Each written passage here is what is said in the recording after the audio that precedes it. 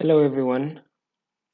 In this video I will be talking about LAB5 and how to do the LAB5 design and simulating. So here we are going to do designing and simulating state machine.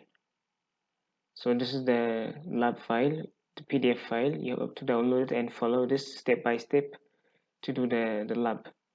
But before this, to understand how the state machine work, I have done a tutorial video for this, and how to deal with clock and how to deal with sequential circuits in Verilog coding, and I advise you to watch that before doing this. So let's continue with our lab. So let's create a new file, new folder. Let's name it lab5 tutorial, and next, these are the same. Next, finish, and let's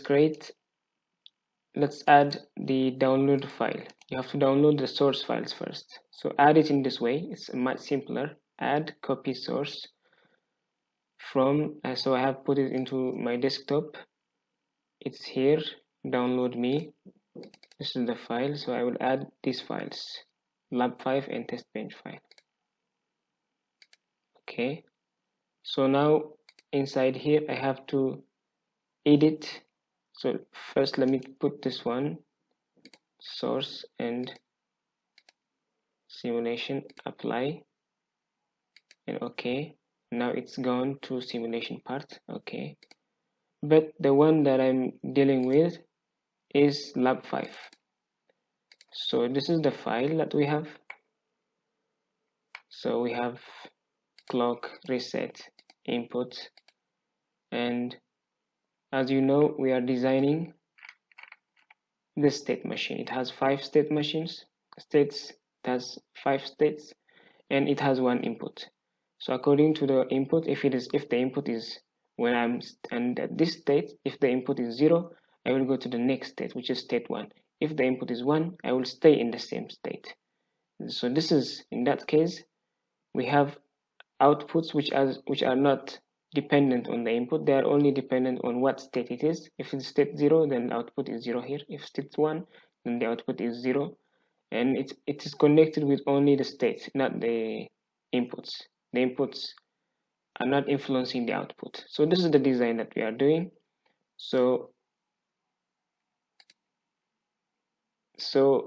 the part that we are filling is this part. Fill in here, fill in here, fill in here. We have 5 states, 1, 2, 3, 4, 5, and this example is filled here. So the output is just dependent on the state. At state 0, the output is 0. At state 1, the output is 0. Just by looking at this, you have to look at this and then fill the missing part. So when in is 0, state next is 1. So when in is 0, when in is 0, when I'm here, when in is 0, then the state is going to be 1. So we have to say state next is equals to 1. So do not make it state equals to 1. It should not be like that. It has to be state next equals to 1, because when the clock comes, it will go to, when the at posage, the state next will pass into state. Okay, so that state will again be used here at each clock. Okay, so this part is filled here, so you have to fill for the rest of these files, for the rest of this part. So this is full, this is done, this is done, you will do this, you will do this, you will do this. Okay, all right, so let's say it's complete. After that we have to run it. Okay, so we switch into simulation and we click at this one and then simulate. So we have it here. Here it has to say done. It has to say done. If it says fail, then there's a problem, you have to go back and work on your design by looking exactly at what is done here. Okay, so here we have to make it smaller, and then one important thing we need to do is select here and then UT, select it, and then look at state here, not state next but state. Take it, drag it and put it here. After that, relaunch again. There's no need to save, relaunch. Okay, when you relaunch it, you will see state here. There was a problem because this was already opened here. There's no need. Okay, now I have it here,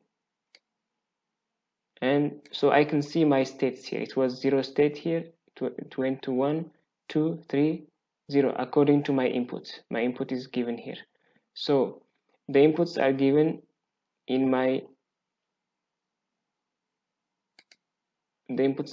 as follows.